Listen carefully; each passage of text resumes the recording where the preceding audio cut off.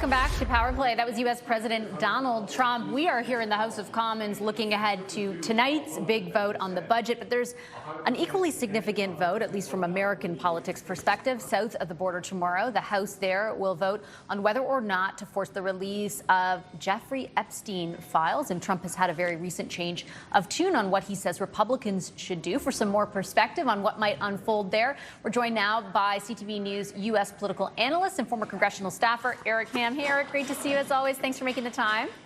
You bet. It's good to be with you. So what is informing the change of posture, do you think, from President Trump on this? I think he's trying to get ahead of what is going to be a very ugly loss for him tomorrow. We know that this vote is all but certain to pass in the House. But not only is it going to pass, they're expected to be anywhere from 50 to 100 Republicans who are actually moving away from the president's wishes, where he has been calling for weeks now and in recent days to actually not bring this legislation to the floor. But now it looks like many are actually going to support the discharge of this petition. And so the president is now trying to sound magnanimous, sound transparent about this petition, and of course trying to put most of the onus on Democrats here, naming Reid Hoffman, who himself has come out and said that he wants all of these documents to be released. So it's expected to pass tomorrow. But then again, there's still an open question as to what will happen in the Senate. And of course, if it gets to Donald Trump's desk, if it's not a veto-proof passage, will he actually sign the legislation? Can we talk for a second about optics here, Eric? Because this is something that matters a lot to people who supported President Trump. So how do you think his changing positions are impacting, or how are they perceiving that?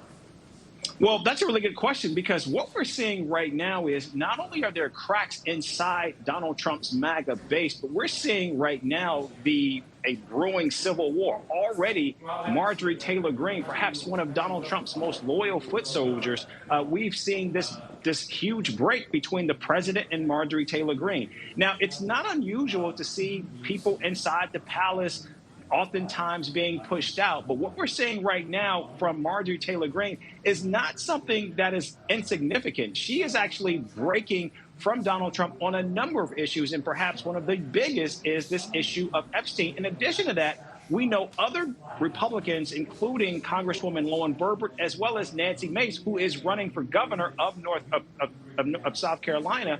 Both of these members of Congress, Donald Trump has attempted to pressure, and what we're told from our sources is they have actually doubled down on their support of this petition.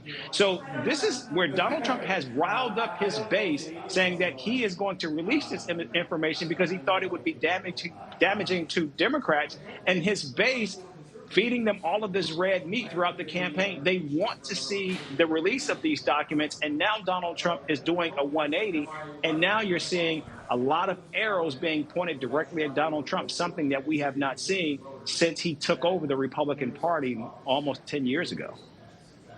And what do we know? Separate fact and fiction. Like, there were obviously thousands of emails that came out very recently that sort of confirmed some of what is out there about the fact that they actually do know each other. But, like, what do we know about the relationship between Trump and Epstein? Because I think a lot of people are asking, like, why did he not want this information out? Yeah, that's a really good question. One move that House Democrats did that was pretty savvy is recognizing that Donald Trump held such an iron grip on these files. And of course, it's been noted that both the FBI director and the attorney general have been a shield for Donald Trump in refusing to release this information. What the House Democrats did was they actually went around that entire process and simply subpoenaed the estate of Jeffrey Epstein directly, getting access to a trough of emails from him, speaking very pointedly about Donald Trump, and speaking very pointedly about Donald Trump to Ghislaine Maxwell, his co-conspirator, who has also been convicted and who is now in prison.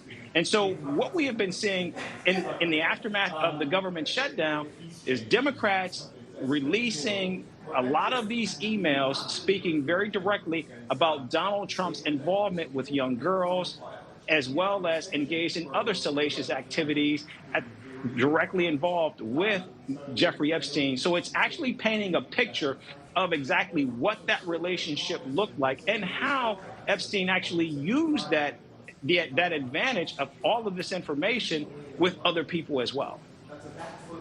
Okay, I'll leave it there. Big vote tomorrow. Thanks so much, Eric. Appreciate your analysis as always. Thank you.